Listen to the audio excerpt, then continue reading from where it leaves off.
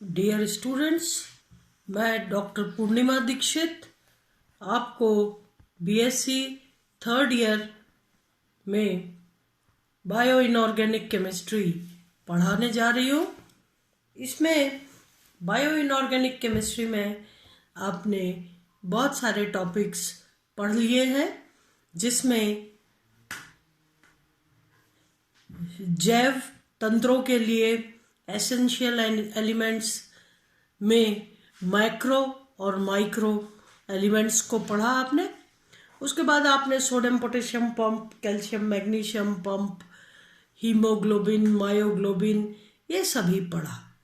आज हम nitrogen fixation के बारे में पढ़ने जा रहे हैं। वायुमंडलीय नाइट्रोजन का उन नाइट्रो यौगिकों में परिवर्तन जो जीवन के लिए आवश्यक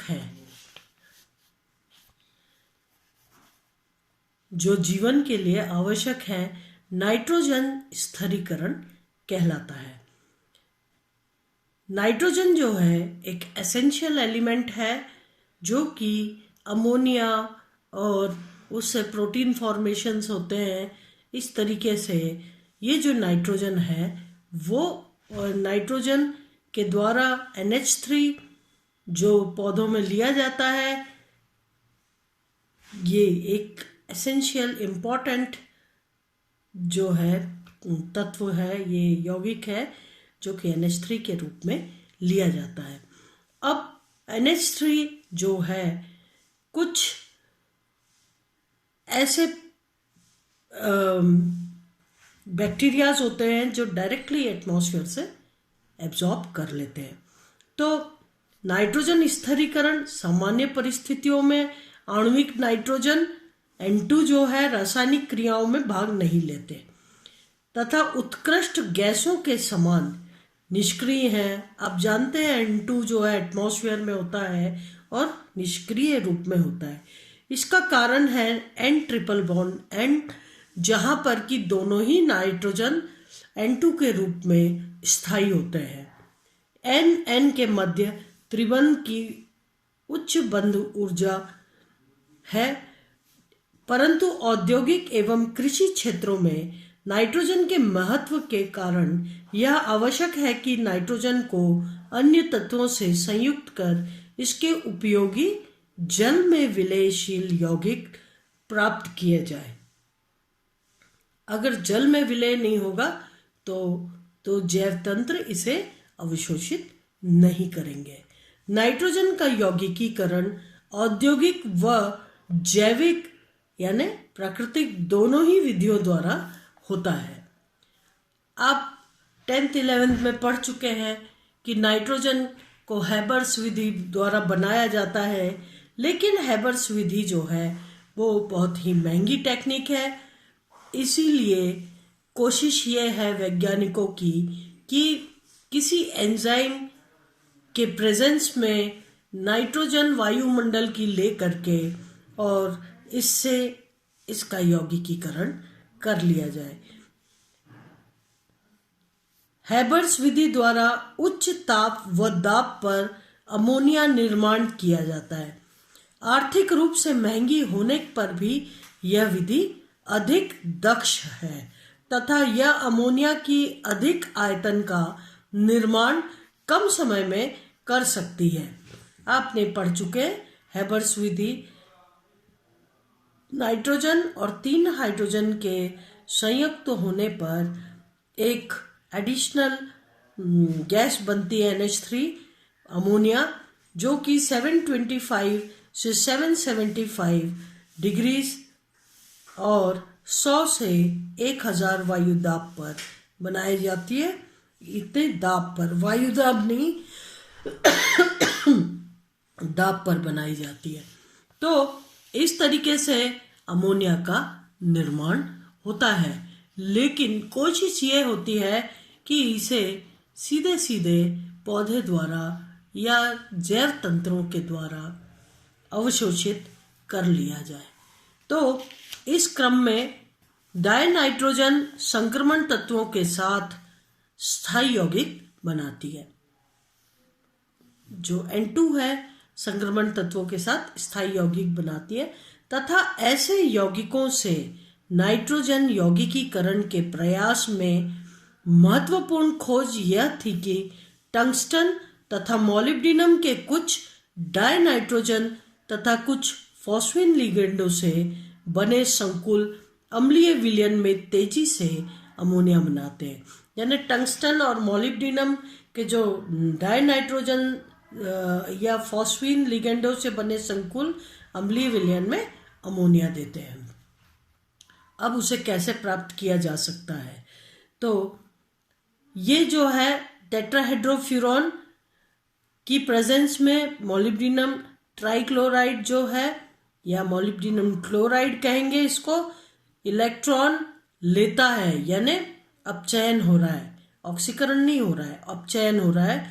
और 2N2 की उपस्थिति में 1,2-bis डाइफिनाइल फॉस्फिनोइथेन, ये जो है इसकी उपस्थिति में आधिक्य में मोलिब्डेनम का इस प्रकार से संकुल बनता है, प्लस 3 क्लोराइड निकल जाते हैं।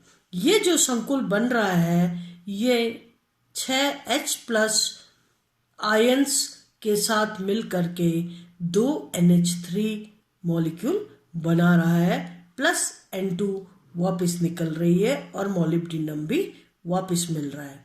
यहाँ पर मोलिब्डेनम जो है वो कैटलिस्ट के रूप में जैसे काम कर रहा हो, अंत में मोलिब्डेनम आपको वापस मिल जा रहा है। इसी प्रकार संक्रमण धातुओं के अनेक डाइनाइट्रोजन संकुल बनाए गए हैं जिनके अपचयन से NH3 व NH2 प्राप्त होते हैं, लेकिन उसे सक्सेसफुल या सफल माना जाता है। वहाँ पर कॉस्ट फैक्टर भी रहता है। ऐसा नहीं कि थोड़ा सा अमोनिया अगर बहुत महंगी बन रही है तो वो फिजिबल नहीं हो सकती, हमारे काम नहीं आ सकती। ऐसी कंडीशन में हर तरफ से सूटेबल होगा तभी उससे उत्पादन किया जा सकता है। जैव नाइट्रोजन यौगिकीकरण, बायोलॉजिकल नाइट्रोजन फिक्सेशन। अब हम हेबर्स विधि को नहीं पढ़ रहे हैं, कोई केमिकल विधि नहीं पढ़ रहे हैं उसको बनाने की। किस तरीके से जैव नाइट्रोजन यौगिकीकरण किया जा सकता है। इन विट्रो नाइट्रोजन फिक्सेशन, यानी जैव तंत्र में नाइट्रोजन फिक्सेशन किस प्रकार से किया जा सकता है।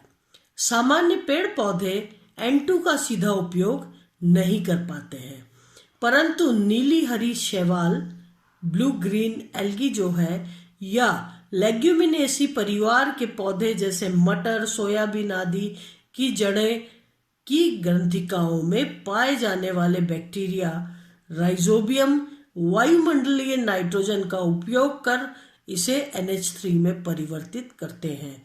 जहाँ पर आपने लेग्यूमिनेसी फैमिली पढ़ी है वहाँ पर आपने ये भी पढ़ा था कि इन प्लांट्स की जड़ों में विशेष प्रकार के बैक्टीरिया होते हैं जो कि डायरेक्ट नाइट्रोजन को एटमॉस्फेयर से एब्जॉर्ब कर लेते हैं।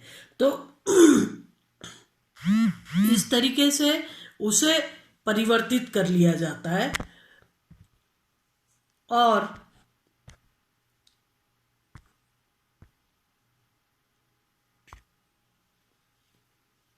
नाइट्रोजन को NH3 में परिवर्तित करते हैं और इस प्रकार से उसका उपयोग किया जाता है।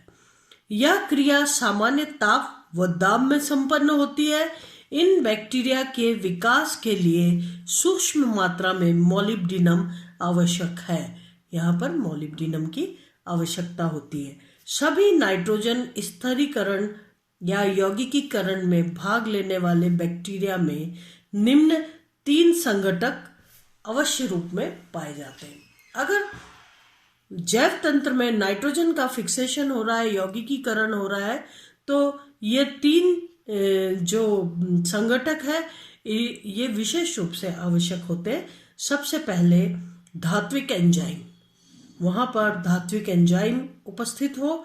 दूसरा फेरेडॉक्सिन या इलेक्ट्रॉन स्थानांतरण एजेंट, ठीक है, फेरेडॉक्सिन जो इलेक्ट्रॉन को यहाँ से वहाँ ले जाता है। तीसरा एडेनोसिन ट्राइफॉस्फेट या एटीपी, जो कि ऊर्जा देता है इस कार्य को होने के लिए। धात्विक एंजाइम नाइट्रोजिनेस, आप जानते हैं नाइट्रोजिनेस की प्रेजेंस में ही नाइट्रोजन फिक्सेशन की क्रिया पूर्ण होती है। धात्विक एंजाइम नाइट्रोजिनेस के नाम से जाना जाता है, जो नाइट्रोजन को अमोनिया में अपचयित करता है। तो नाइट्रोजिनेस ही ऐसा एंजाइम है जो नाइट्रोजन को अमोनिया में अपचयित करता है। नाइट्रोजिनेस एंजाइम को अवायु बैक्टीरिया या एनारोबिक बैक्टीरियम से प्राप्त कर अध्ययन करने पर यह ज्ञात हुआ कि नाइट्रोजिनेस एंजाइम में दो आवश्यक अवयव होते हैं, है ना, दो अवयव या आवश्यक अवयव होते हैं। एक मोलिब्डिनम फेराडॉक्सिन, तो ये कहलाता है मोलिब्डो फेराडॉक्सिन, और दूसरा जो है एक MOFE युक्त प्रोटीन जिसे मोलिब्डो फेराडॉक्सिन भी कहते हैं, और दूसरा Fe युक्त प्रोटीन जिसको एजोफेराडॉक्सिन भी कहते हैं। तो जो फेराडॉक्सिन कहा गया है, सबसे पहले तो धात्विक एंजाइम नाइट्रोजिनेस, ठीक है। तो नाइट्रोजिनेस नाम से जाना जाता है, जो नाइट्रोजन को NH3 में अपचयित करता है।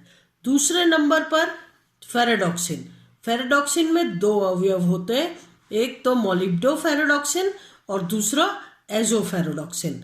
तो ये दोनों अवयव फेराडॉक्सिन में होते हैं। मोलिब्डिनम आयरन प्रोटीन में 2 परमाणु मोलिब्डिनम के 30 परमाणु Fe के व सल्फाइड आयन प्रति अणु होते हैं, और यह भूरे रंग का वायु के प्रति संवेदनशील पदार्थ है।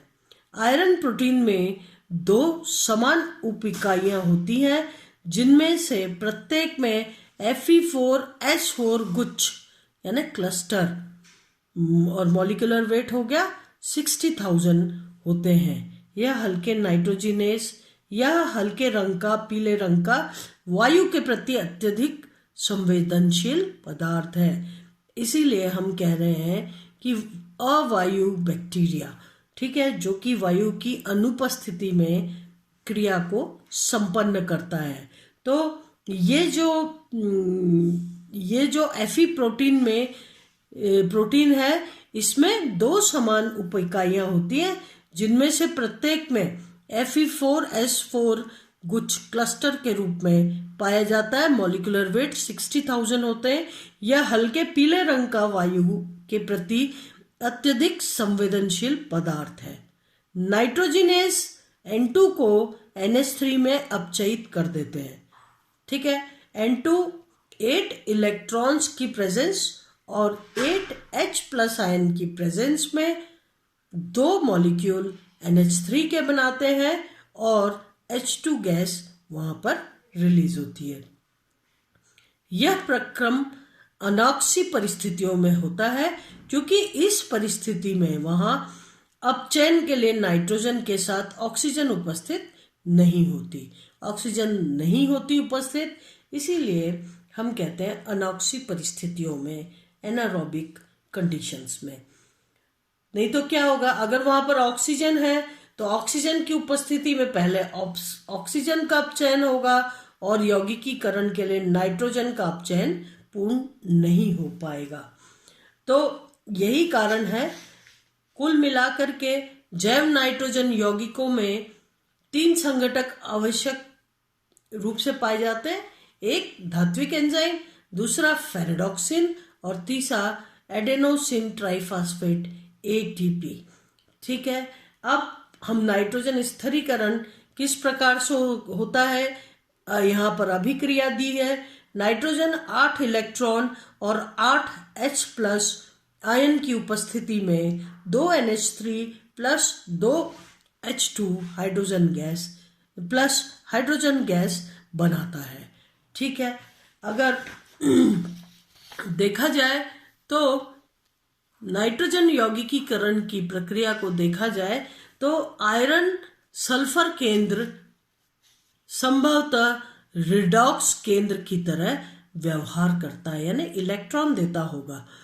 ठीक है, तो तथा डाई नाइट्रोजन को बांधने के लिए मोलिब्डिनम परमाणु उपयोग में आता है। डाई नाइट्रोजन मोलिब्डिनम से पहले बंध के अभिक्रिया को आगे बढ़ाता है। नई तकनीकी EXAFS द्वारा यह पता चलता है कि उप सहसंयोजक क्षेत्र कई सल्फर परमाणुओं से बना होता है तथा इसके पास लगभग 2.70 एंगस्ट्रॉम पर अन्य भारी तत्व शायद आयरन पाया जाता है। अपचयन क्षमता का स्रोत पिरुवेट होता है। पिरुवेट इलेक्ट्रॉन पूल होता है, वहां इलेक्ट्रॉन होते हैं ऐसा माना जाता है तथा इलेक्ट्रॉन नाइट्रोजिनेज को फेरेडॉक्सिन के माध्यम से स्थानांतरित होते हैं। इलेक्ट्रॉन नाइट्रोजिनेज को फेरेडॉक्सिन के माध्यम से स्थानांतरित होते हैं। दो मोलिब्डिनम परमाणु साइकिल में मोलिब्डिनम +4 के माध्यम से डाई नाइट्रोजन के लिए आवश्यक 6 इलेक्ट्रॉन उपलब्ध कराता है। उत्प्रेरक नाइट्रोजिनेज नाइट्रोजन के अतिरिक्त N3- N2O RCN RNC व C2H2 के अपचयन में भी प्रभावी है। एसिटिलीन के एथिलीन में अपचयन के प्रक्रम में नाइट्रोजिनेज उत्प्रेरक का उपयोग अत्यधिक प्रभावित होता है। इस उत्प्रेरक चक्र को निम्न प्रकार प्रदर्शित किया जा सकता है। अब आप नाइट्रोजन स्थिरीकरण को हम अगर एक चक्र के रूप में देखें तो मोलिब्डिनम की उपस्थिति में नाइट्रोजन जो है वो इस प्रकार से जो N के मध्य त्रिबंध था, मोलिब्डिनम से जुड़ने पर इधर द्विबंध और ये पाई इलेक्ट्रॉन यहाँ से यहाँ तक फैल गए।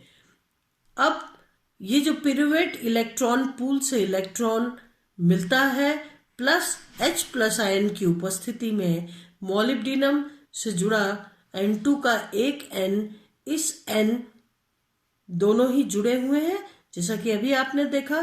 तो H+ आयन की उपस्थिति में नाइट्रोजन पर जाकर हाइड्रोजन जुड़ जाता है और इस तरीके से NH बन जाता है, NH का निर्माण हो जाता है।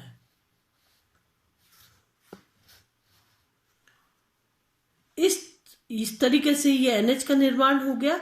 अब फिर से इलेक्ट्रॉन और हाइड्रोजन की उपस्थिति में H+ आयन की उपस्थिति में NH2 बनता है और फिर H+ की उपस्थिति में NH3 बन जाता है। इस तरीके से एक NH3 बाहर निकल जाता है और मेटल और नाइट्रोजन के बंध त्रिबंध स्थापित हो जाता है। 3 हाइड्रोजन्स मिलके एक NH3 फिर से निकाल देते हैं और इस प्रकार से मोलिब्डिनम फिर से प्राप्त हो जाता है। इस चक्र में प्रत्येक इलेक्ट्रॉन का स्थानांतरण 2 ATP अणु के जल अपघटन द्वारा हो रहा है। ATP अणु ही एनर्जी दे रहे हैं, वो ही अभिक्रिया को आगे बढ़ा रहे हैं, हो रहा है। अतः पूरे चक्र में 12 ATP अणुओं का जल अपघटन ADP एडेनोसिन डाइफॉस्फेट में हो रहा है।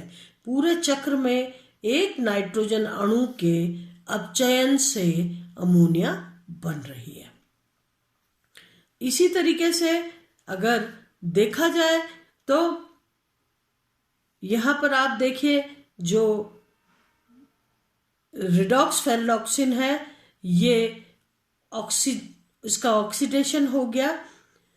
आयरन प्रोटीन जो है मैग्नीशियम ATP के हाइड्रोलिसिस से एनर्जी मिल रही है। जो आयरन प्रोटीन ऑक्सीडाइज है ये वापस रिड्यूस हो गई और इलेक्ट्रॉन जो रिड्यूस है वो इलेक्ट्रॉन लेके वापस ऑक्सीडाइज हो गई। तो यहाँ पर एक एडीपी बन गया। ठीक है, आयरन मोलिब्डेनम प्रोटीन जो है वो रिडॉक्स स्थिति में है और इस तरीके से इलेक्ट्रॉन को छोड़ करके और ऑक्सीडाइज हो जा रही है। ये इलेक्ट्रॉन उपयोग हो रहा है C2H4 को C2H2, NH3 को नाइट्रोजन या हाइड्रोजन से H+ इलेक्ट्रॉन निकालने में।